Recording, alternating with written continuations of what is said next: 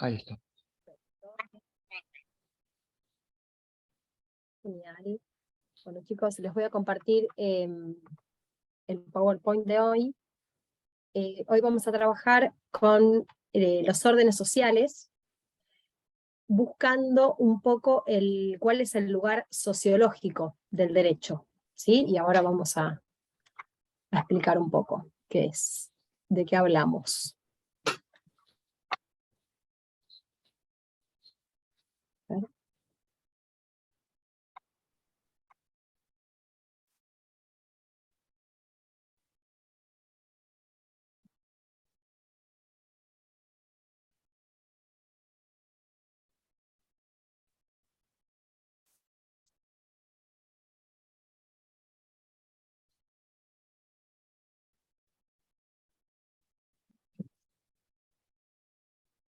Ahí estamos.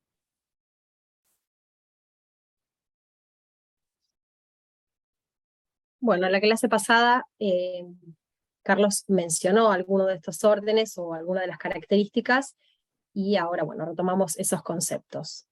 Sí, como decíamos, como venimos estudiando a lo largo del curso, ya todos podemos decir que el ser personal es un ser social por nuestra propia indigencia, como explicaba Carlos en la clase pasada, que necesitamos del otro, ¿sí? Entonces vivimos en sociedad. El aislamiento no puede ser, y el aislamiento y la soledad no puede ser considerado constituir un modo permanente de vida, sino que siempre desde el lugar transitorio, ¿no? Para preparación del encuentro y demás, pero siempre momentáneamente. No podemos constituir un modo de vida permanente en el aislamiento. Nosotros somos seres sociales. Ontológicamente, el ser humano es un ser social. Y los seres personales, por otro lado, resuelven sus relaciones a través del trato personal y del trato cosificante, como estudiamos en los módulos anteriores. Son estas dos formas de vincularse, de relaciones intersubjetivas que tiene el ser humano, es a través de este trato personal y del trato cosificante.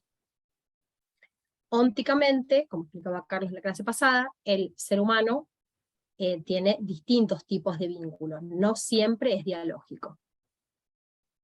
La vida entonces se presenta como esta intrincada trama de vínculos, ¿no? distintos entre sí, y nosotros mismos tenemos tratos personales con algunos, tratos cosificantes con otros, en nuestros distintos ámbitos nos movemos con diferentes tipos de tratos, los cuales coexisten los unos con los otros y muchas veces se entremezclan.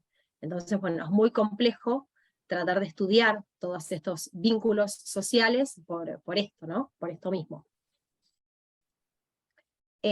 Como mencionábamos en clases anteriores, el trato personal entonces implica considerar al otro como tú, y habíamos visto un poco de las características que tienen este tipo de trato, ¿no? Que era el otro como inacabable, inacabado, inaccesible, no numerable. Eso es el trato personal, y por otro lado existe el trato cosificante, que era considerar al otro como una cosa, el otro ya no lo tratamos como una persona, sino como algo perdido y diferenciado entre muchas otras cosas, cuyas características eran el otro como abarcable, accesible, patente, numerable, todo lo que dimos las clases anteriores. Estas dos son los dos tipos de tratos en las relaciones intersubjetivas. En relación a estas relaciones, son únicas, cada una de las relaciones que tenemos y de vínculos son únicos, porque nosotros somos considerados únicos e irrepetibles, pero los sociólogos lograron descubrir elementos recurrentes en estos vínculos, y a través de la abstracción describen 4 distintos tipos de órdenes sociales. Son formas típicas de convivencia humana, que son las que vamos a estudiar en estas clases. Por otro lado, Aristóteles describe 2 tipos de sociedades. Por un lado, existe la sociedad doméstica, que se encuentra en el ámbito de la familia, por ejemplo, nuestra casa, que es un ámbito reducido. Y por otro lado, describía la sociedad política, que si la comparaba con la polis, que funciona de manera esparcida. Estos son los dos tipos de sociedades. Y los 4 órdenes sociales que vamos a estudiar en las clases funcionan tanto en una sociedad como en la otra, en la sociedad doméstica o en la política, y algunos órdenes sociales se ajustan más a una que a otra, que ahora lo vamos a ver, aunque pueden funcionar en las dos.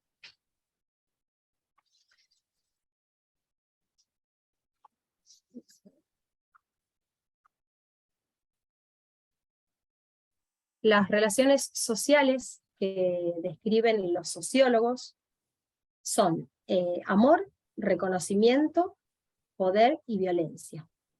En estos 4 tipos de órdenes sociales se engloban todos los vínculos posibles que tiene el ser humano, los vínculos positivos y negativos.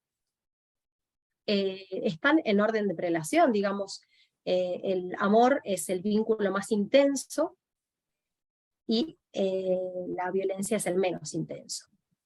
Lo que intenta hacer la filosofía del derecho en relación a estos órdenes sociales es ver si el derecho funciona de igual manera en todos estos órdenes sociales, o algunos son más favorables para el derecho que otros. ¿Sí? Es por eso que nos interesan las relaciones sociales, para ver después dónde ubicamos sociológicamente al derecho. Como decíamos, estos 4 órdenes sociales coexisten y además se entremezclan con nuestra propia existencia. Además, muchas veces un vínculo puede nacer en un determinado orden y pasar a otro orden. En ese momento de transición o de transformación del vínculo, las llama Negri en su libro, las llama zonas grises, ¿sí? Que son este momento de transición entre un vínculo y otro. Muchas relaciones, por ejemplo, nacen a través del reconocimiento, que es también llamado el respeto, y puede pasar al amor, o el amor también se llama comunidad, o puede pasar al poder y demás. No siempre un vínculo nace y muere en el mismo orden, ¿no? Sino que puede ir cambiando. El primer orden que vamos a trabajar es el orden del amor, y otra cosa más que voy a decir es justamente esto, que lo explicaba Carlos en la clase pasada. La característica principal que tiene, la primera diferencia que podemos marcar de estos órdenes sociales, son que tanto el amor como el reconocimiento o el respeto son vínculos dialogales que ayudan al ser humano a desarrollarse, a llegar a ser lo que es, ¿sí? En cambio, el poder y la violencia son vínculos no dialogales, los cuales impiden al ser humano desarrollarse como tal. Esa es la primera característica que vamos a marcar para ir también haciendo una especie de división de estas relaciones sociales. Y ahora sí, vamos a meternos de lleno con el primer orden social que vamos a trabajar, que es el amor. Todo esto lo pueden encontrar en los textos que están subidos en la cátedra virtual de la doctora Forux y en el libro del doctor Negri. El amor dicen que es la más estricta forma de ligamen social, ¿sí? Siempre que hablamos de amor nos referimos al amor asexuado, al amor como vínculo también de padres e hijos, de hermanos, de amigos, no al amor de pareja, eso es un reduccionismo. Así que siempre que hablamos de amor nos referimos a esto, al amor asexuado. Esta relación es la más intensa, donde el trato personal, se da en su mayor plenitud, ¿sí? Este es uno de los vínculos dialogales. Amar, decía Negri, que es rescatar al otro del género, ¿sí?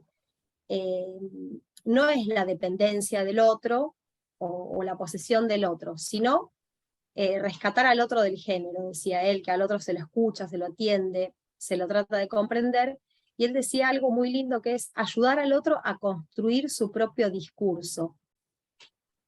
¿Sí? El otro siempre es tratado como otro en esta relación, que también Carlos marcaba la clase pasada una característica muy importante, que es la gratuidad. ¿Sí? El amor se da sin esperar nada a cambio. Este es lo troncal de esta relación, la gratuidad. Como vemos, este tipo de vínculo es muy difícil de conseguir, ¿no? Demanda muchísimo de nosotros. Rescatar al otro del género, siempre se prioriza al otro en este tipo de vínculos, y es muy frágil, dice Negri, que este es el gran problema del amor, porque en un segundo puede desvanecerse. A la vez es limitado, porque para amar requerimos un conocimiento profundo del otro, un conocimiento íntimo del otro. Entonces no podemos amar a todo el mundo, ¿sí? Por eso es limitado, la capacidad humana para amar es limitada. Esa es una característica muy importante de este orden social. Amar significa un desplazamiento de la frontera del yo, ¿sí? El otro pasa a estar como en primer lugar. Nosotros cuando amamos siempre priorizamos el otro, ¿no? Lo que le pasa al otro, lo que necesita el otro, y nosotros como que nos corremos a un costado. Decía Negri que el amor nace con una negación de uno mismo, y que se resuelve luego en una afirmación nueva, que es el nosotros, ¿sí? Parte de una negación, pero se resuelve con una afirmación que es el nosotros, el tú y yo en el encuentro, como juntos, un nosotros. Y Carlos también mencionaba que esta es una actitud del amor, ¿no? Es un hacer y un hacer todo el tiempo.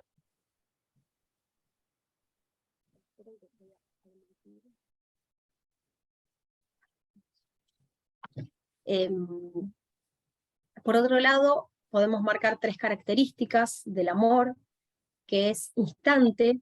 El amor insta al otro, llama al otro a ser uno mismo, a ser él, ¿no?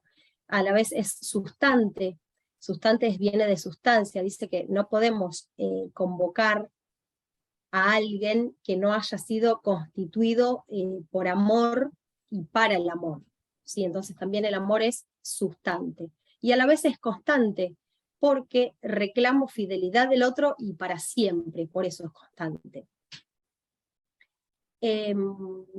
Hay que diferenciar, para entender un poco más del amor, la comunidad auténtica de la comunidad abstracta. En la comunidad auténtica, los miembros de esta comunidad se conocen entre sí y se ligan, no por lo exterior, sino por lo interior.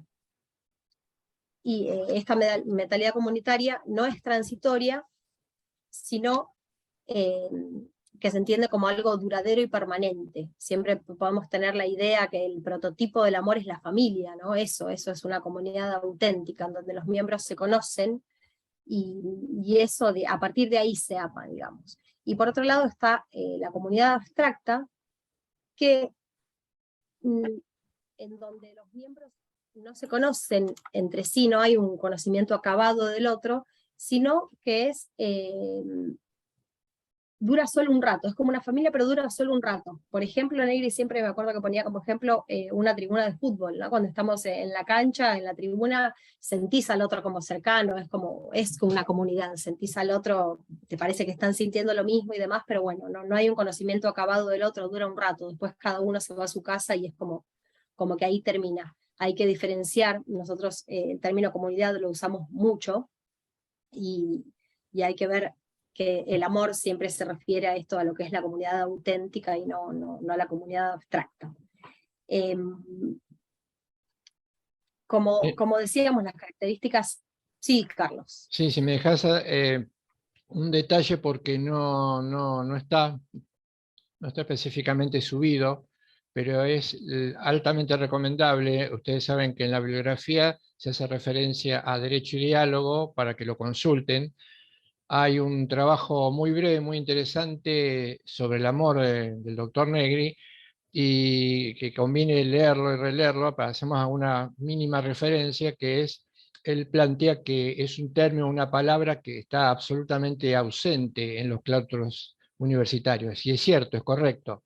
No recuerdo, por ejemplo, en caso puntual, digo caso puntual para hacer referencia a algo que uno vivió y tiene que contarnos, pero no solamente en mi caso. Nunca se hizo no se hizo nunca una referencia a este término. Y si yo pienso qué era lo que, dónde estaría la causa, o qué se podría interpretar como amor, tratando de situarme, rememorar un poco en los momentos de preparación para estudio, yo diría que en esa instancia, si uno llegaba a hablar del amor, o la idea de amor tal vez sea entendida como una cuestión, diría, sentimentaloide, superflua, de sensibilidad. um, Todo lo contrario. El verdadero, no se puede entender el derecho. Hay una cosa esencial: no se puede entender el derecho si no principiamos indicando qué es el amor, porque precisamente del amor, o de las dificultades, de la imposibilidad de que el amor se constituya entre muchos, es donde va a aparecer, donde, si se quiere, hasta ontológicamente va a tener lugar el ingreso del derecho. Entonces, si no se trabaja esta cuestión, no se entiende, como de hecho pasó. No entendimos el derecho. Es muy corto, es muy breve, tal vez lo subamos, pero si no, lo recomendamos que lo lean de primera fuente. Pero parece una cosa, es una cosa rara, y en la mayoría de los casos, como no se entiende, se supone que está bien. ¿Qué lugar ocuparía el amor en una explicación sobre el hombre, o una explicación sobre el derecho? Si uno dijese una explicación sobre el hombre, ya a los que desconocen ya estarían concediendo que podría explicarse hablando del hombre. Como al hombre no lo han considerado de manera estándar al explicar el derecho, rápidamente lo sacamos de encima diciendo que es un ámbito que no tendría nada que ver con lo jurídico. Eso es lo que les quería acotar.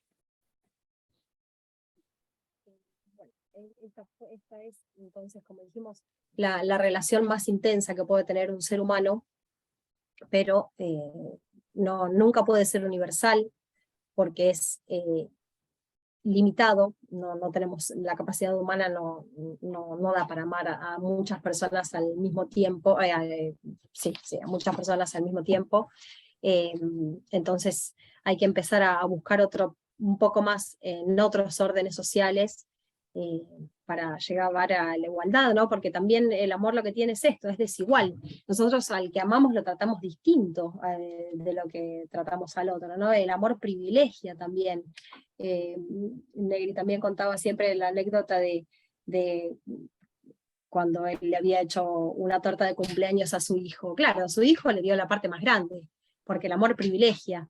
Entonces, si seguimos en este ámbito de la desigualdad, de lo limitado, que no corresponde con lo que es el derecho.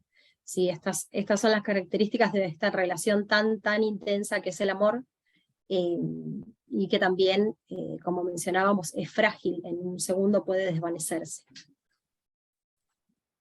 Vamos a pasar al segundo modelo de orden, que es el reconocimiento o el respeto. Como dijimos, los órdenes sociales que estamos trabajando tienen un orden de prelación, ¿no? Primero está el amor y segundo está el reconocimiento. El reconocimiento también parte de un trato personal, es dialógico, un trato dialógico que permite al ser humano desarrollarse, pero es distinto al amor, porque en el reconocimiento los individuos se encuentran con sus semejantes reconociéndose en su esencial igualdad. Esta es la parte fundamental del reconocimiento o del respeto, ¿sí? Al otro lo vemos como como a otro suyo de sí, pero en el pie de igualdad en el que me encuentro yo, ¿sí? Eso es lo fundamental. Hay una equivalencia entre las dos partes. Es una afirmación recíproca. Yo reconozco mi propia subjetividad, pero al mismo tiempo que reconozco la subjetividad del otro. Es así, están en pie de igualdad las dos partes de esta relación, de este vínculo, ¿sí? El otro y yo estamos en el mismo pie de igualdad. De acá parte este vínculo. Es un orden de respeto recíproco, ¿sí? El otro me respeta y yo lo respeto, que eso a la vez es una exigencia de este vínculo. En el amor no hay ninguna exigencia, porque hablábamos de gratuidad en el amor, esta es una gran diferencia. Yo amo al otro sin esperar nada a cambio. En cambio, en el respeto, en el ámbito del reconocimiento, yo respeto al otro, pero espero que también me respete a mí, ¿sí? Acá hay esa exigencia. Respetar al otro es básicamente no dañarlo, ¿sí? Es reconocerlo en su condición de suyo, permitirle su realización como persona y no dañarlo. No es nada más que eso, digamos. Es una condición necesaria del amor, aunque menos comprometedor, digamos. Para amar a alguien, antes tengo que respetarlo y reconocerlo. El amor es respeto y reconocimiento y muchísimo más, ¿sí? Este es el paso previo para llegar al amor, al otro vínculo con trato personal mucho más fuerte, mucho más intenso. Y el respeto y el reconocimiento es la actitud mínima indispensable para que el diálogo pueda trazarse. ¿Sí? Esto de no dañar al otro y de reconocerlo en su propia subjetividad es lo que nos permite, después de eso, llegar al encuentro, al diálogo. ¿Sí? En este ámbito es un ámbito de paz, es una zona de paz en donde puede comenzar el diálogo, en donde puede trazarse este diálogo. Y una característica principal, la característica principal que tiene este vínculo es que puede extenderse a todas las personas, ¿sí? Al ser menos comprometedor que el amor, podemos respetar a todas las personas, digamos, es universal. Y no necesitamos además un conocimiento íntimo del otro, ¿sí? Por ejemplo, si nosotros frenamos en un semáforo cuando va a cruzar una persona, no frenamos porque amamos a esa persona y la dejamos cruzar, sino solamente por respeto. Después esa persona sigue cruzando y no la vemos nunca más. Eso es el respeto, no necesitamos un conocimiento acabado del otro. Y podemos respetarlo para no dañarlo a todos, es universal el respeto. Acá vemos fuimos marcando un poco las diferencias, ¿no? Entre el amor y el reconocimiento. Uno es universal, el otro es limitado. El reconocimiento se basa en la igualdad, es su característica principal, en cambio el amor en la desigualdad. Este pareciera ser un orden social un poco más afable, accesible, ¿no? al derecho. Después vamos a trabajarlo en profundidad. Ahí, un solo detalle, Marina. Cuando ella está hablando y habla de la intensidad, hay un autor, se los comento porque la frase o la estructura de la frase siempre me resultó bastante simpática. Él dice, la diferencia entre el amor y el respeto tienen que ver con que los dos son una respuesta positiva a la interpelación del otro, pero este lo dice William Luypen, que es un filósofo holandés, también, al igual que Kant. Él dice, El respeto sería el mínimo, lo hice de esta manera, el mínimo de mi sí a mi semejante. Y el amor sería el máximo de mi sí a mi semejante. ¿Sí? Lo hice de esta manera, diría que de una manera plástica. ¿Sí? El mínimo de mi sí a mi semejante es el respeto. El máximo de mi sí es el amor. Era eso. Bueno, ahora seguimos con el tercer orden social, que es el poder. Acá ya entramos en la zona del trato cosificante, del trato objetivante, y que es la zona también del trato no dialogal, ¿no? Los que decíamos que impide al humano desarrollarse como tal. El poder se configura como una relación de desigualdad, de mando y obediencia. El que manda domina al otro y hay una sumisión, ¿no?, del otro. El poder puede darse de uno sobre muchos o de un grupo sobre los demás, puede darse de distintas formas en los dos tipos de sociedades, tanto en las sociedades políticas como en las domésticas. El poder es una afirmación de uno y la negación del otro, ¿sí? Ese es el resultado de este vínculo conflictivo con un trato cosificante, y lo podemos ubicar en las formas de cosificación que vimos como utilización al otro como un medio para mi fin, ¿sí? Muchas veces el que ejerce el poder, el dominante, utiliza al otro para sus propios fines. Vendría a ser como eso, una utilización del otro como un medio. Y la libertad de uno, la libertad del que manda, se expande en detrimento de la libertad del que obedece. ¿Sí? Acá se ve la desigualdad. La voluntad de sumisión puede lograrse de cualquier modo, puede ser por la fuerza, puede ser por un engaño, y también por otro lado, podemos decir que muchas veces hay personas que buscan ser sometidas por otros, ¿no? Eso también es un problema. Hay personas que tienen poca iniciativa y que están a la espera de que otros ejerza poder sobre él.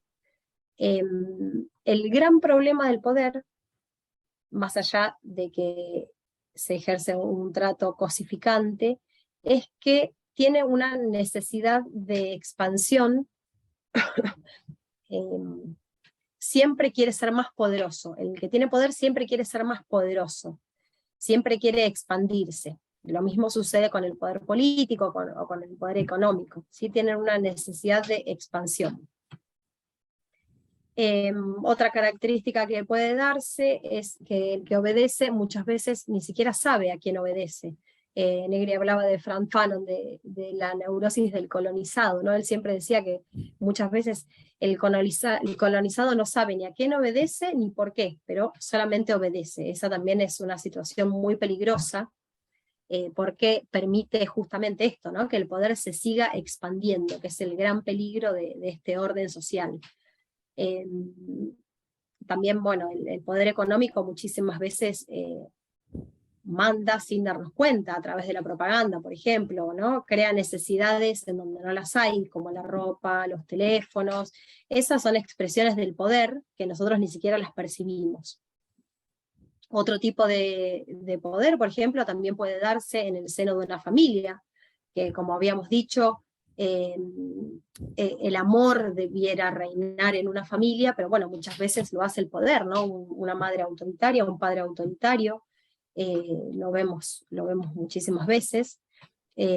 También en el ámbito educativo, un profesor autoritario puede ser, y si no, el Estado-Nación, que es una relación de dominio estructurada. También es una especie de poder.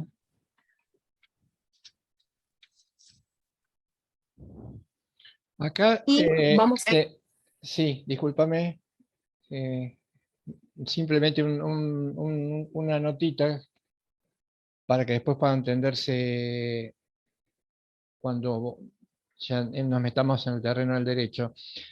Esto que estamos hablando es de poder, fíjense que estamos hablando de una palabra, poder o concepto.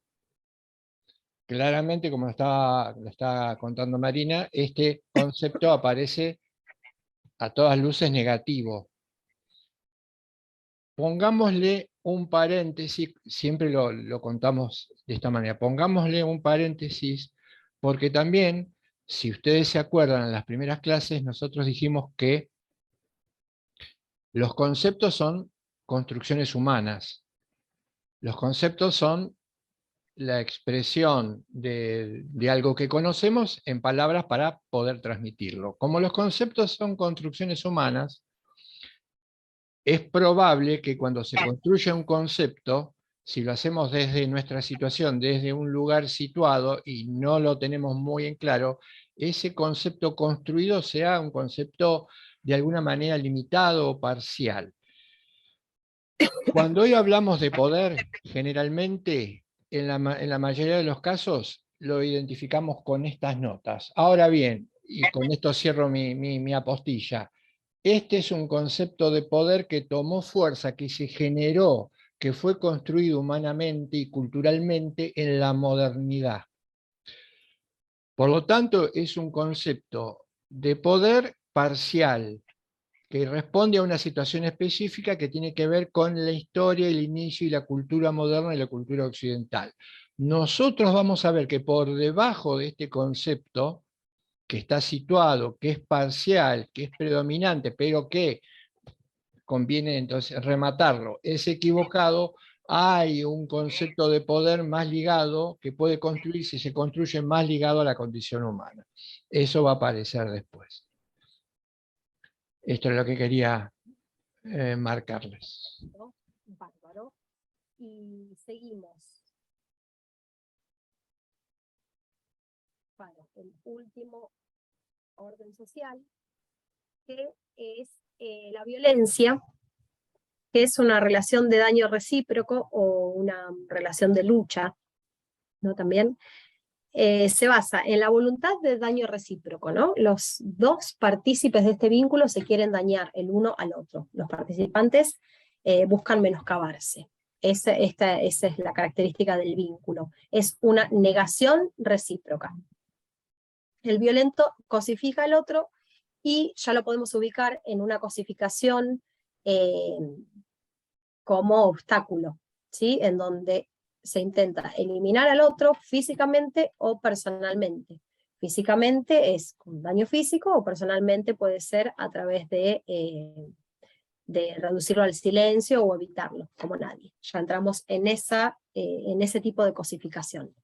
Es también un vínculo con un trato cosificante que no permite al ser humano desarrollarse, y se da muchas veces cuando el poder deja de ordenar, digamos, cuando el que obedece ya no quiere obedecer, entonces se revela a través de la violencia, y a la vez el que manda, como el sumiso ya no obedece, también se revela a través de la violencia.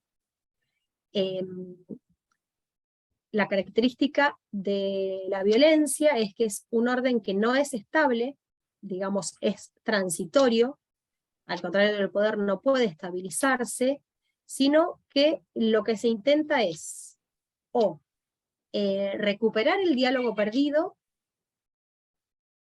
o volver a la anterior relación de poder, ¿no? de sumisión.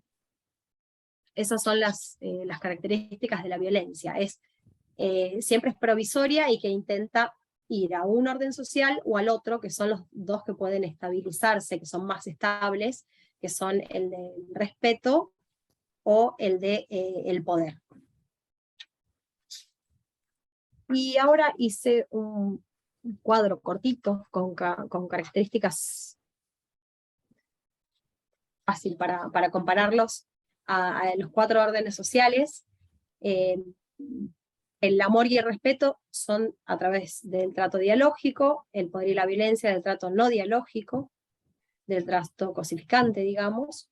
El amor no es universal, dijimos que no podemos amar a todos, por esta característica que tiene el amor de gratuidad y de entrega, y el amor es desigual.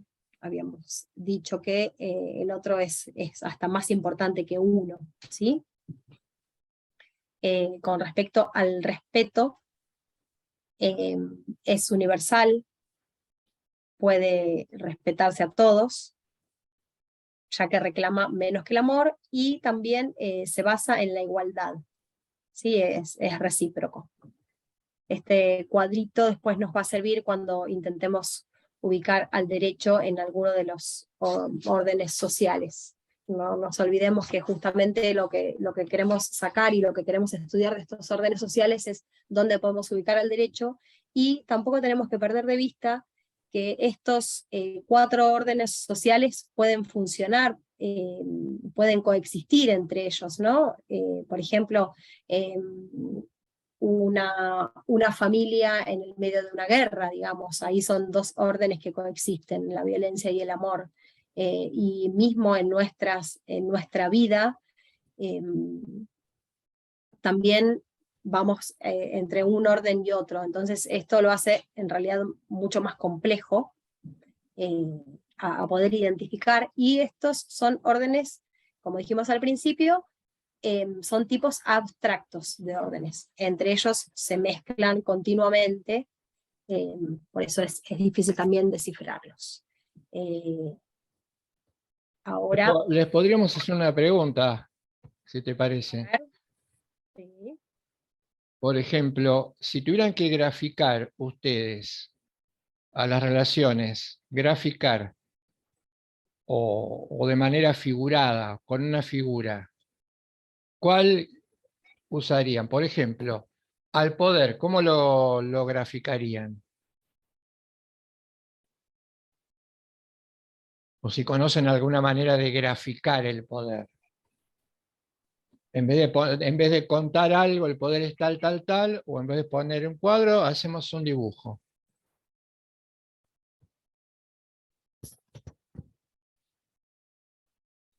El Estado podría decirse, por ejemplo, cuando le impone un tipo de conducta a los ciudadanos. No, eso sería un ejemplo de relación de poder. Está bien, pero sería un ejemplo de relación de poder. La consulta sería, si tuviéramos que ejemplificar, si yo le dijese a Marina, por ejemplo, graficame, no pongas ningún concepto, nada, graficame, pone una imagen que entienda que se está haciendo referencia al poder. Por ejemplo, ¿serviría un círculo? No, eso no. Un círculo no. El círculo podría llegar a ser para el amor. Bien. No sé, para el poder podría poner una mano, como se me ocurre. Una pirámide. Ahí está. Claro. Una pirámide. La pirámide, claramente, o podría ser un triángulo, pero una pirámide, claramente. ¿Por qué la pirámide? La pirámide, no puedo dibujar, imaginen un triángulo y en el punto arriba hay el que manda y abajo están los que obedecen o los que obedecemos. Es una relación de verticalidad, de arriba hacia abajo. Mando, obediencia. Ahora fíjense como detalle, ¿no? Fíjense qué curioso. Igual no nos metimos todavía, pero ya hay algunas dudas, se me asaltan algunas dudas. Si la pirámide es una imagen que refleja el poder, claramente, por la idea de mando y obediencia, es un concepto de poder que vamos a revisar después. Me resulta extraño que se hable de una pirámide jurídica. Quiero decir, me resulta extraño. Hablar de una pirámide jurídica, hablar de pirámide jurídica sería, y habría que justificarlo como una especie de relación o de mezcla entre el poder, si se quiere, circular y el respeto. Es raro. La pirámide jurídica, pero entonces estamos identificando lo jurídico con una imagen que representa el poder, que es de arriba hacia abajo. Y Sí, pero incluso sí, es tan raro que para justificar esa pirámide de la que se habla normativa se busca un elemento externo, eh, como serían los principios que forman toda esa normatividad que están por fuera de la pirámide. O sea, no sería lo que comúnmente nosotros estudiamos como la pirámide de Kelsen, sino que hay otros fundamentos que están por fuera de esa pirámide. Por eso creo que eso responde un poco al interrogante que usted hace de cómo se grafica o cómo se podría graficar haciendo referencia a lo que tiene que ver con esta prevalencia del que está más arriba por los que están más abajo, sin embargo no alcanza para justificarlo. Que tiene que sí o sí apelar a un elemento externo como son, bueno, principios o lo que va por fuera, ¿no?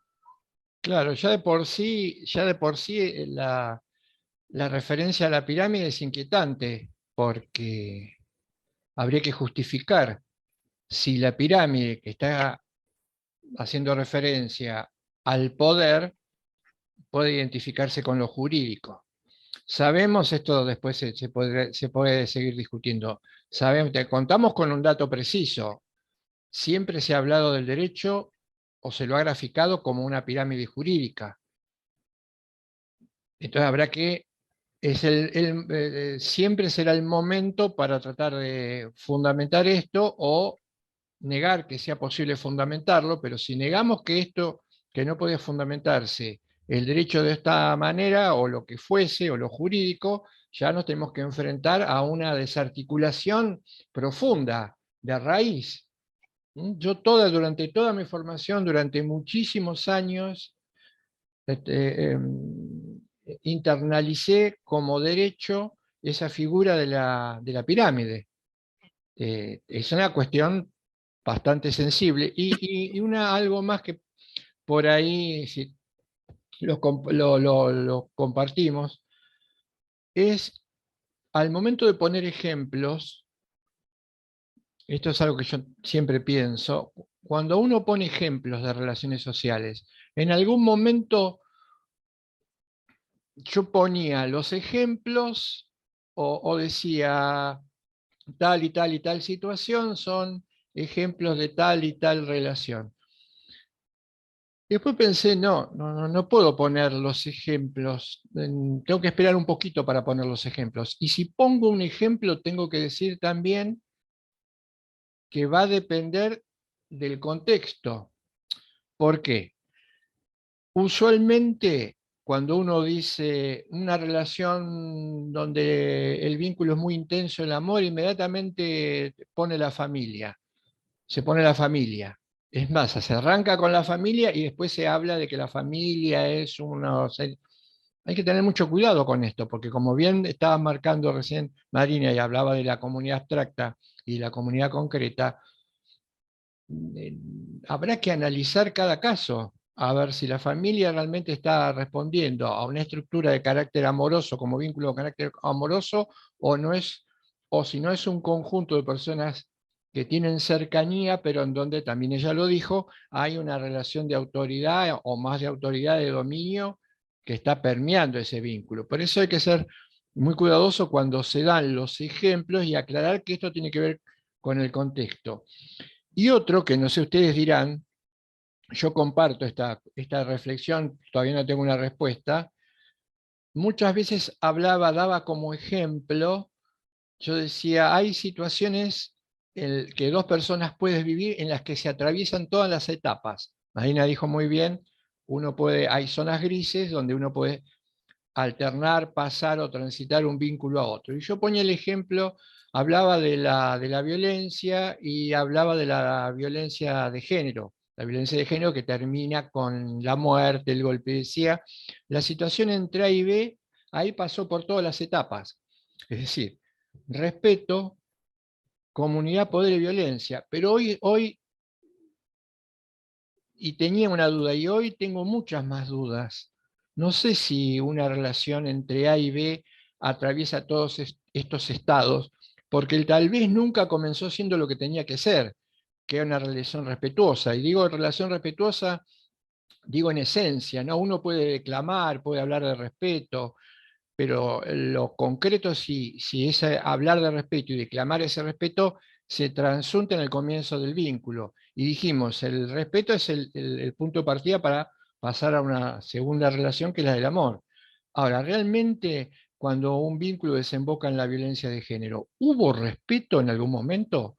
¿Hubo realmente amor o solo fue una cuestión figurativa que después rápidamente desencadenó en el poder? Te domino, te manejo, sos un objeto de mi propiedad, y después terminó con el golpe.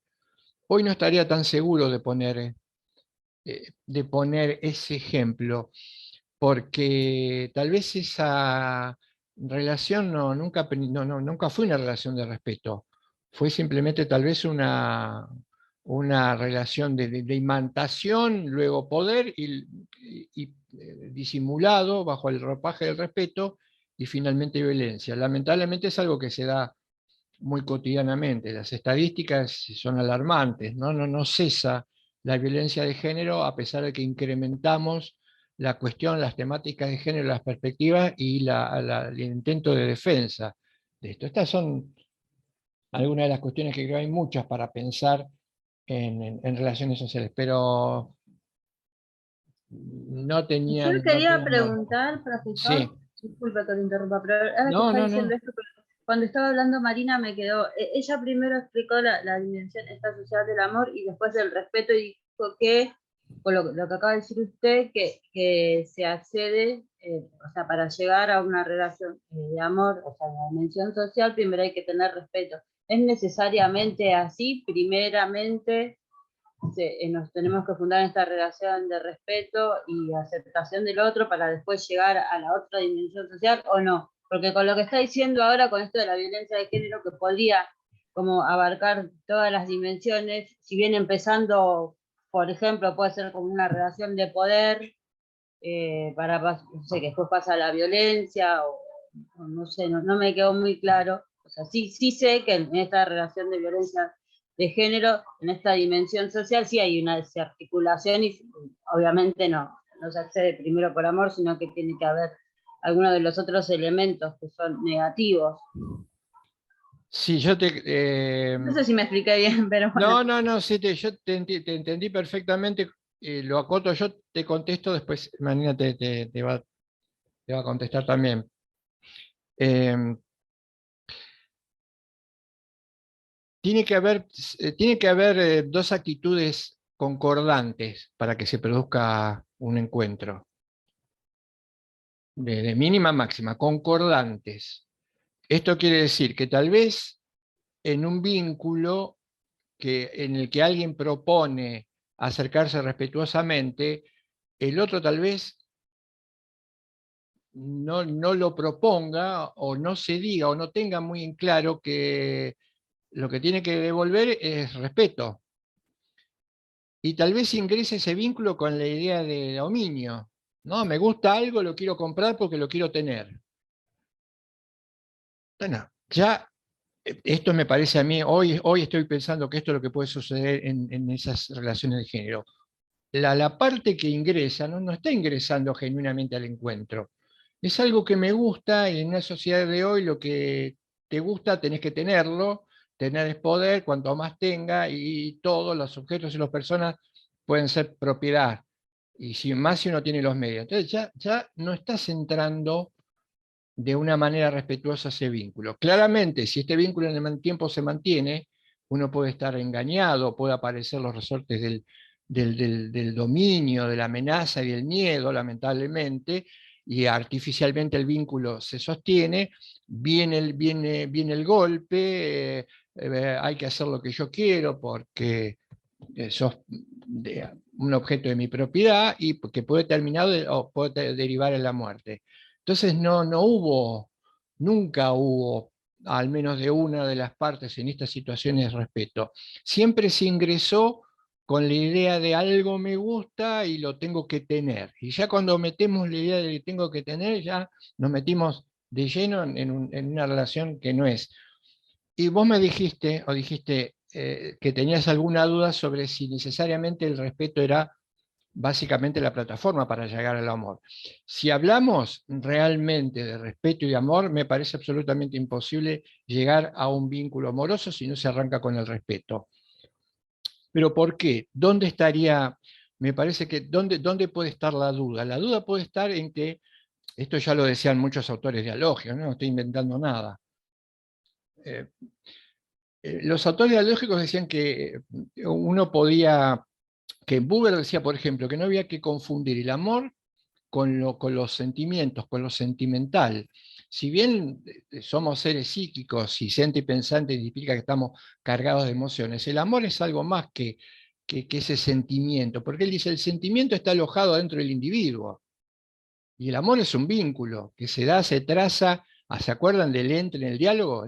Lo sentimental está metido en mi cabeza y es algo individual. Eso no puede ser el amor, aunque psíquicamente pueda acompañar un vínculo, una relación con otro. Entonces, si uno cree o identifica el amor con lo sentimental, con la idea de una atracción, no, va más allá, no es esto.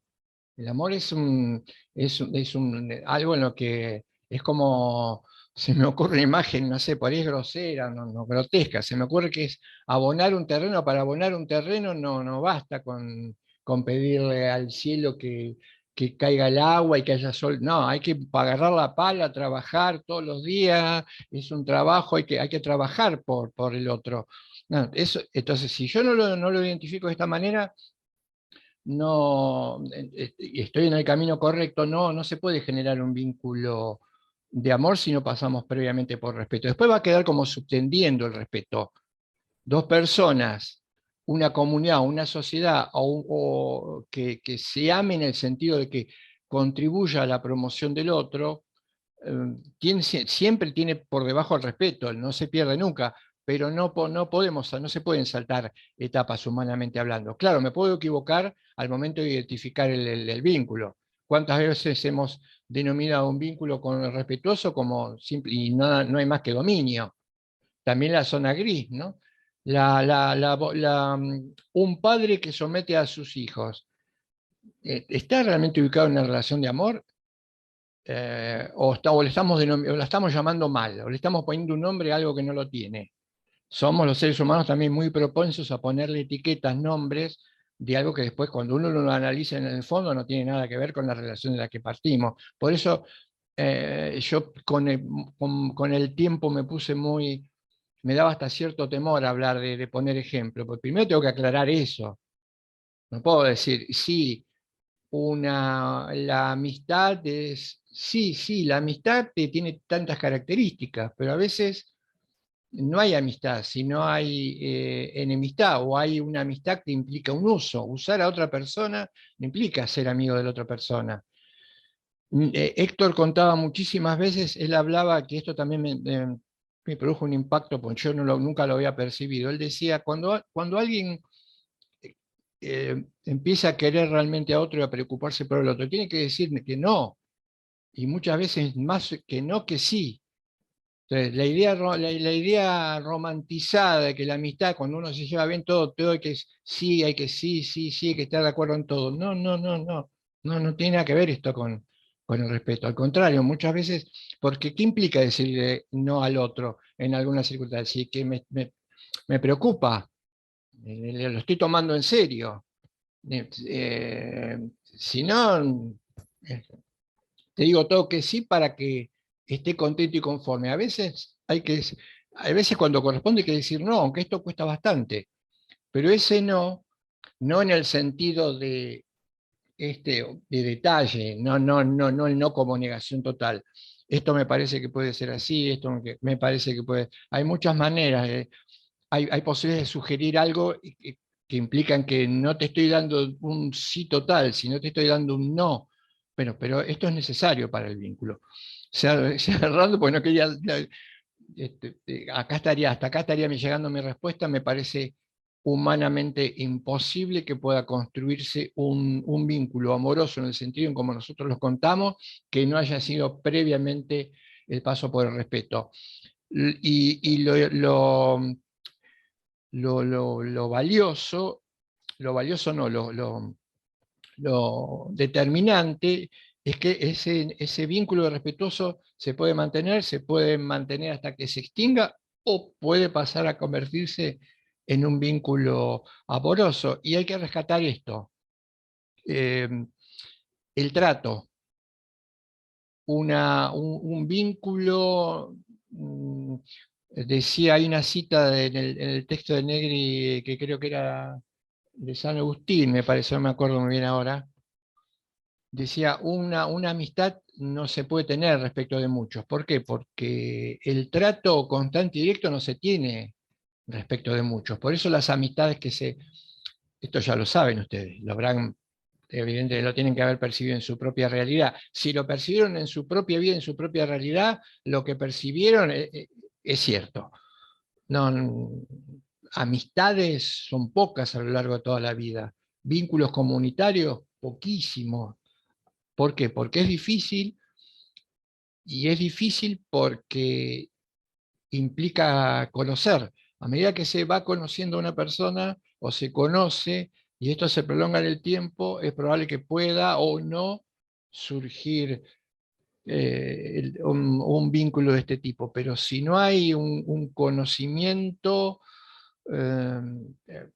básicamente un cara a cara, dirían los autores dialógicos, una presencia, básicamente no lo es. Es otra cosa. A lo mejor le estamos poniendo una etiqueta a ese vínculo que en realidad no es lo que nosotros denominamos. Eso es lo que yo quiero contestar. Espero que haya quedado, lo compartan o no, que haya quedado un poco más claro lo que quería decir respecto de que ese es el punto de partida y luego el otro la llegada. Y algunas dudas respecto de lo que nosotros contábamos. No sé si Marina te tiene que contestar también, porque la pregunta fue en plural. Sí, yo en realidad también quería hacer un comentario a lo que decías vos, Carlos, de los límites, ¿no? También funcionan los límites en el ámbito del amor, ¿no? Los que le ponemos nosotros como padres a nuestros hijos, el límite como acto de amor, pero siempre con la intención de cuidar, en ese vínculo de amor.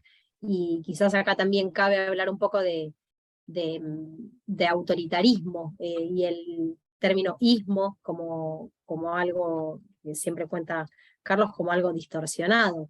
No hay que confundir el límite como acto de amor del límite dentro del autoritarismo, que eso ya te cambia el vínculo. Y con respecto a lo que preguntaba Romina, del respeto previo al amor, sí, también comparto lo que decía Carlos. Llevémoslo a la experiencia, ¿no? Cuando, más allá de que el amor es uno de estos órdenes que se dicen órdenes vividos intuitivamente, porque se dan de una manera espontánea, sin mediar un proyecto. Nosotros no vamos a decir, bueno, voy a amar a determinada persona, sino que, bueno, nos pasa, intuitivamente nos pasa, se dan de manera espontánea. Pero para llegar a eso, previamente, tiene que haber un vínculo de respeto, que es ese que permite el encuentro previo al amor, ¿no? De acá me parece que viene también esta necesidad de un respeto previo, y que, como dice Carlos, se sigue manteniendo durante toda la relación, durante todo el vínculo de amor. El respeto siempre está, ¿sí? El amor es respeto y mucho más, pero el respeto siempre está. El respeto como vínculo de reconocimiento del otro, ¿no? De los dos como iguales. Eso, no sé si Romina tenés alguna duda. No, me quedó bastante claro lo que explicaba. Y quería preguntar eso porque, bueno, si bien está primero, lo explicaste desde el amor y fue bajando el respeto, después las otras relaciones, y ahora entendí que, bueno, esta sería la plataforma para acceder al otro Siempre vínculo. Siempre está bueno capaz separar los órdenes sociales, ¿no? Como aquellos que tienen este trato personal del que hablamos, con los de trato cosificante. Entonces quizás así los podemos entender un poco más. Los dos de trato personal, que son amor y reconocimiento, es uno previo al otro, igual que la violencia y el poder, que son estos dos vínculos que parten de un trato cosificante. Muchas veces y casi siempre el poder es previo a la violencia, ¿sí? Entonces tenemos un poco eso, que el respeto es previo al amor, que es un trato personal, y el amor es un trato personal, pero mucho más intenso, y muchas veces el poder, que es un trato cosificante, y la violencia, un trato cosificante mucho más intenso, ¿sí? Capaz que esa también es una división para comprender un poco mejor de esto, de por qué el respeto es previo al amor, siempre pensando en el trato personal. Fíjense que hablamos de intuitivo. ¿Cuál sería el fundamento de hablar de estos órdenes? De estos órdenes habla la sociología, pero sin ir muy lejos, y para ver si esto es cierto. Pensémoslo nosotros mismos. Si ustedes ven a los niños de pequeña, van a ver, si le prestan atención, van a ver que en algún momento van de la mano, se sonríen, se abrazan, otras veces se acompañan, otras veces hay uno que le dice vamos para acá o le saca algo al otro, y en algunos casos a veces lloran porque se pegaron, se pelearon por algo y se pegaron. Fíjense, estos chicos, yo lo referencio fenomenológicamente hablando, si la relevancia de la experiencia, y tengo algún recuerdo cuando iba a algún jardín, ¿no? Tenía los chiquititos, 2, 3, 4 años, de golpe estaban abrazados, se reían, jugaban, por ahí uno le sacaba una cosa al otro, por ahí venía un golpe, y nadie les enseñó. No fueron a la facultad y aprendieron sociológicamente cómo tenían que comportarse con los otros, queriéndolos, respetándolos, a veces sacándole alguna cosa y otras veces pegándole. No lo aprendieron, por eso hablamos de intuitivo. Por eso los sociólogos tienen razón. No hay otras formas de convivencia que no sean estas. Ahora, claro está, entre estas formas de convivencia hay que ir un poco más lejos, hay que profundizar. Y la profundización tiene que ver, de estas formas, cualquiera vale lo mismo, son todas iguales, hay que vivir conforme la que uno escoja por sorteo, o hay algunas que nos planifican y otras que nos impiden crecer. Entonces es donde ya seriamente investigando decimos, no, un momentito, poder y violencia no planifican, no ayudan, no generan, no permiten el encuentro, duplican la violencia, el malestar, el conflicto, no. Poder y violencia no las podemos considerar como positivas, son negativas. Y positivas, seamos conscientes que el reconocimiento, el respeto y el amor lo son. Claro, tengamos en cuenta esto, somos o vivimos o heredamos una cultura donde el orden o la comprensión de los vínculos sociales se puso al revés. Venimos de una sociedad que privilegió o instauró la idea de la competitividad, del conflicto, de la negación, del individualismo, de somos seres humanos adultos y un día encontramos a otro y ahí generamos la sociedad. Todas estas formas, todas estas explicaciones son apoyándose en datos que no son correctos y adecuados. Por eso el mundo es como es en este momento. Bueno, esto es lo que nosotros tenemos que percibir. No, amor, respeto, poder y violencia son los medios que humanamente contamos. ¿Cuál elegimos? ¿Cuáles elegimos? ¿Cuáles propiciamos? Bueno, ya estamos dando pautas o estamos fundamentando, y aun cuando tengamos que nadar contra la corriente, ¿no? Y aun cuando sería, hay que enseñarle de chicos, desde niños, a que tienen que competir porque el mundo es para los que compiten y triunfan. Ya ahí tenemos un inconveniente. Ahí hay un problema de matriz. Pero esto explicaría por qué los vínculos se dan como se dan, por qué hay zonas grises, por qué hay situaciones en donde conviven. Bien marcaba Marina el tema del límite. Acá hay un problema de zona gris. si se quiere, o hasta qué punto un mayor, hasta qué punto llega la autoridad o el poder de un mayor sobre un menor. ¿Hasta qué punto? Uno pensaría, hasta que empieza a desarrollarse y a pensar por sí mismo. Hasta ese momento, un menor no puede moverse solo por la vida. Entonces requiere la autoridad del mayor. Estamos de acuerdo, pero cuidado, la sociedad revela muchísimos casos en donde ese menor, diría, ya casi dejó de ser menor y la situación de autoridad ya no es situación de autoridad, es de poder y dominio, y sigue considerándose como un vínculo entre un mayor y un menor. Un menor, vamos a poner un ejemplo concreto, alguien de 16, 17, 18 años no puede ser manejado por los mayores. Al contrario, está en el momento en donde tiene que crecer su capacidad de decisión y su autonomía. Y está plagado de relaciones sociales en donde se habla de amor, afecto y reconocimiento, y estas personas menores de 15, 16, 17, 18 años dependen o giran bajo el mando o el mandato de los mayores, y empiezan las coacciones, ¿no? Aparece la violencia simbólica. Yo quiero hacer tal cosa, no, vos tenés que hacer tal otra. Bueno, y entonces, bueno, hacé lo que quieras, pero como no se le permitió crecer en autonomía, entonces queda dependiente. Y, no, no, y el dependiente, ¿qué implica? Quitarle los medios. El que genera dependencia sobre otro le aporta los medios para que éste pueda desarrollarse. Cuando éste quiere tomar un camino diferente, no, pero no tenés más medios. ¿Cuántas veces vínculos de este tipo dicen, no, son vínculos entre mayores y menores, porque se quiere o se lo respeta? No, al contrario, se genera una dependencia que después no se puede romper, está plagado, infectado socialmente de casos de este tipo. Y se habla de autoridad, de respeto, de obligación del mayor al menor.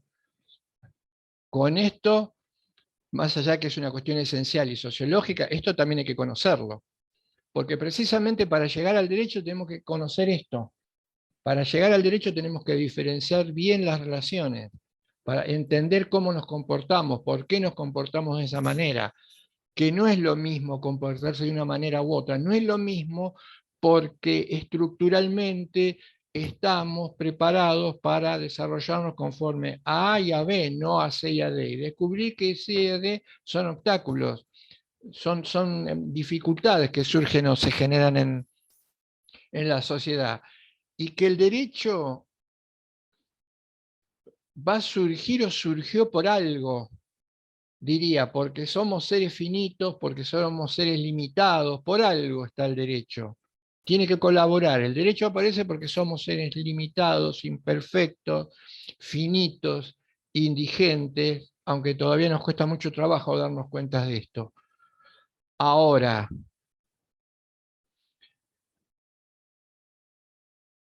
suponer que todo esto puede resolverse a partir de una propuesta que haga ver al derecho como una cuestión piramidal de arriba hacia abajo, me parece terrible.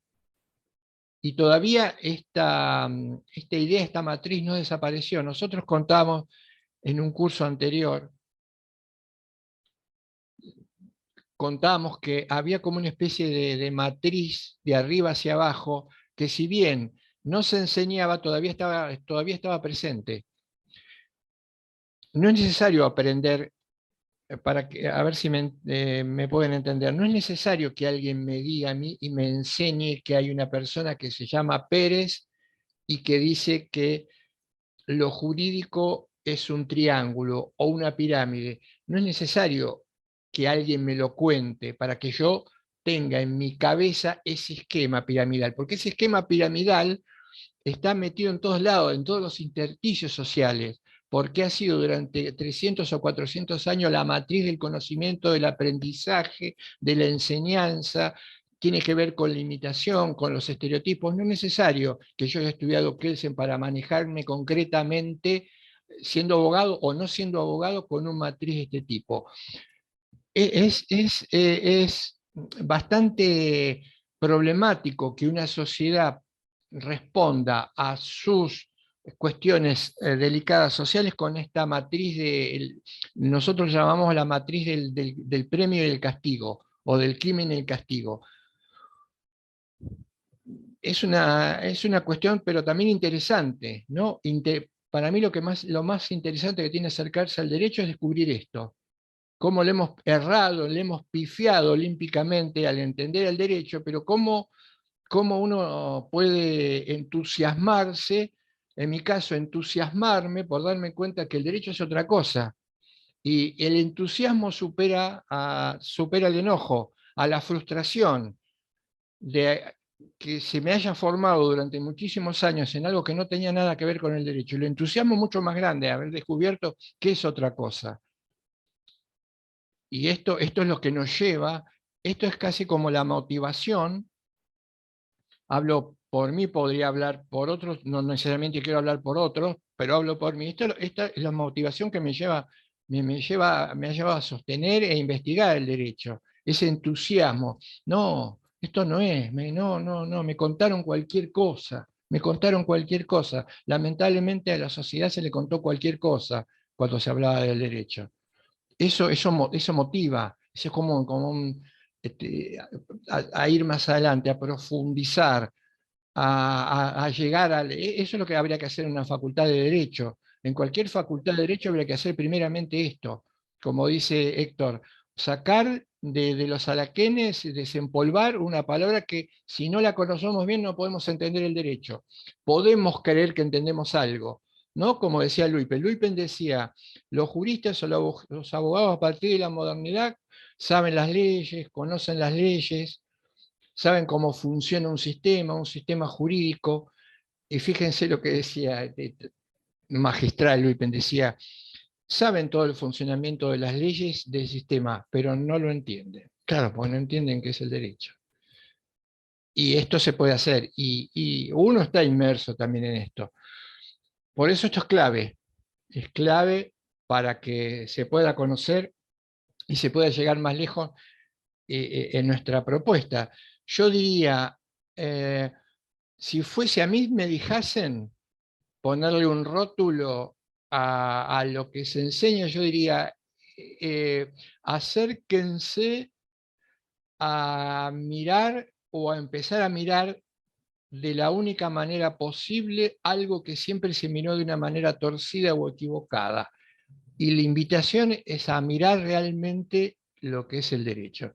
Así lo llamaría. Es largo, es pretencioso, parece delirante, sabemos, los que hemos llevado adelante, hemos acompañado a Héctor para que se abra estas perspectivas, sabemos muchas veces, y lo hemos tenido que padecer, pocas veces nos han dado lugar a la controversia genuina, ¿no? Porque la controversia genuina es donde nos hacemos fuerte y donde el otro descubre que no puede atacarnos por ese lado, pero muchas veces hemos sufrido cierto descrédito o burla cuando escuchaban la palabra amor en los claustros universitarios. El que siguió a fondo la discusión, el que fue a fondo en la argumentación, después terminó acompañándonos. Y fue un poco también lo que pasó a mí, lo que me pasó a mí, pero ese es un problema, ¿no? Es un problema. Es un indicador de que todavía el esquema o el estereotipo o el paradigma que tenemos metido en la cabeza está bastante lejos de ser lo que el derecho fue, tendría que ser y debería ser. Pero ya me extralimité. Marina. No me retes, pero ya me extralimité. No, está bien, igual ya... Ya estamos, ¿no? En el tiempo. Sí, porque para meternos en derecho me parece que ya lo dejamos para la clase que viene, ¿no? Dejamos la idea, sí. Me parece que alguien quería preguntar algo. ¿O me pareció a mí? ¿Les quedó claro la diferencia un poco entre estos órdenes sociales? Como dice Sí. Carlos, es el paso previo para entender después lo que nosotros, nuestra perspectiva del derecho. traten de pensarlo sobre sí mismos. La mejor manera de entender, estudiar y comprender esto, más allá del objetivo que es aprobar el curso, es traten de pensarlo sobre sí mismos.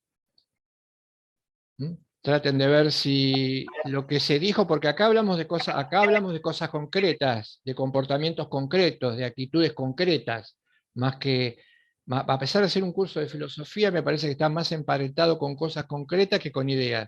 Entonces, traten de hacer un ejercicio introspectivo y ahí se van a dar cuenta si esto se corresponde o no con la condición humana. A ver, hacemos esto, dejamos hacer, esto es cierto, hay respeto, cierto. Traten de verificarlo con ustedes mismos, porque ¿cuál era la pregunta de la que partimos? ¿Tiene alguna relación o vinculación el derecho con la existencia humana? No, lo tienen que contestar ustedes. Nosotros abrimos el panorama, le damos la guía, pero la respuesta en definitiva, la última respuesta la tienen que dar ustedes. Sí, tenía razón, tenían razón, tiene que ver con la existencia humana de una manera diferente a la que suponía que tenía que ver. O no, me parece que no tenían razón. Esta es la mejor manera. Entonces, además de aprobarla y conocerla, van a entenderla, como dice Luipe, van a entender lo que se piensa, lo que pensamos y lo que hacemos.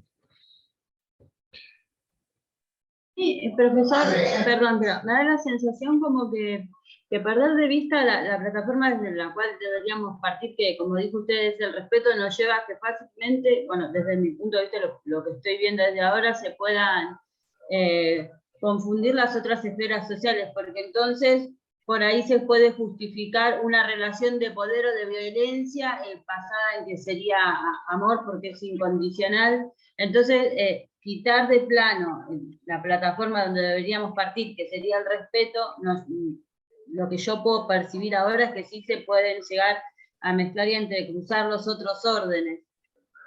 No sé, es la sensación que a mí me da.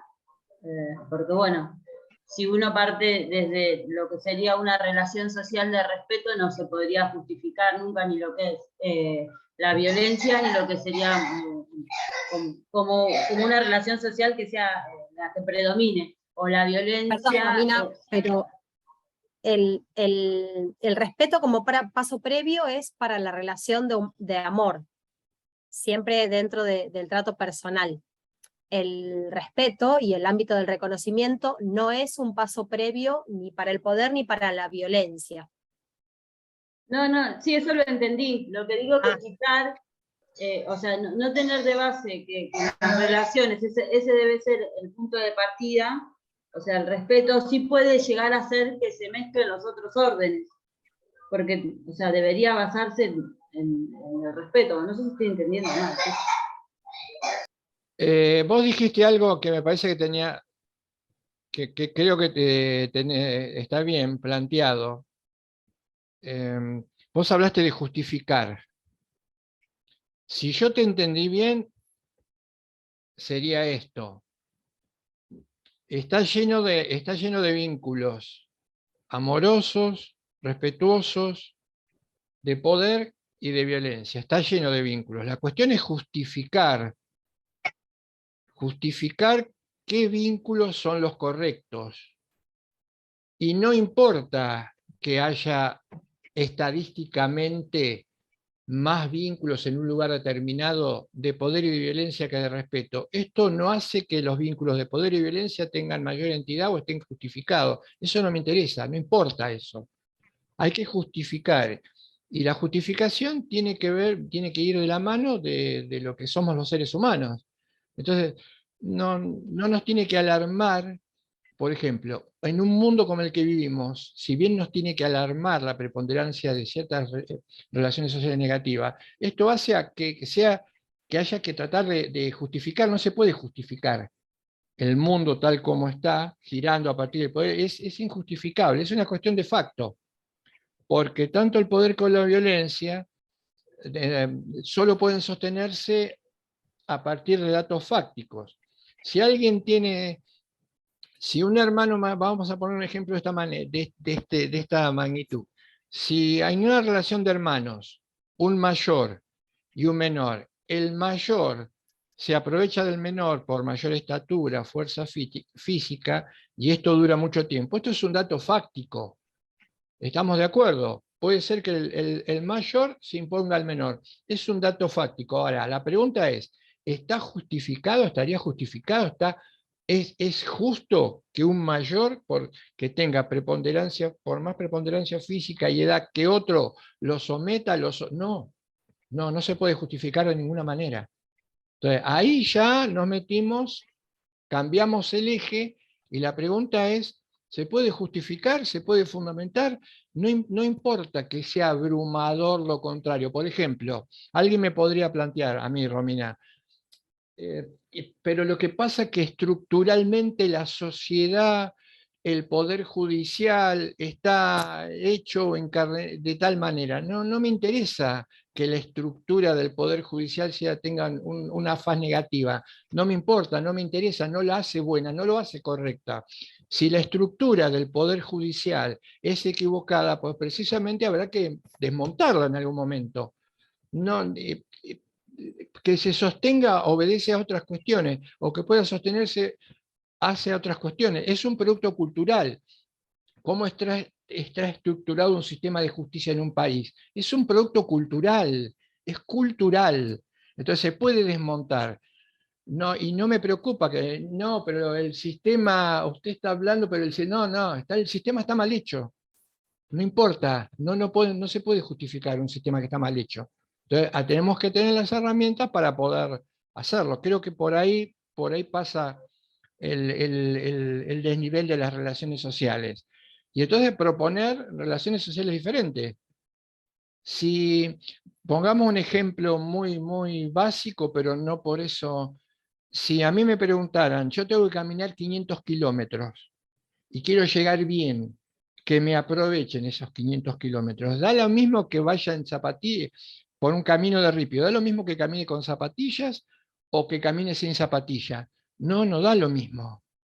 ¿Cómo va a dar lo mismo hacer 500 kilómetros en ripio caminando descalzo que en zapatillas? No da lo mismo, hay que hacerlo en zapatillas. Pero estoy acostumbrado y termino con los pies ampollados, sangrando, o todos que lo caminaron en ripio y llegaron sí, pero ¿cómo llegaron? Con los pies lastimados, sangrando y cansados. Bueno, entonces habrá que pensar, ponerse a pensar nuevamente si caminar 500 kilómetros en un camino de ripio, habría que empezar a hacerlo con zapatillas y no descalzo. ¿Mm? Ese sería más o menos, haciendo una analogía con las relaciones y con los que nosotros proponemos. Pero me pareció interesante lo que vos dijiste cuando hablaste de la justificación. Ahí está la cuestión, hay que justificar.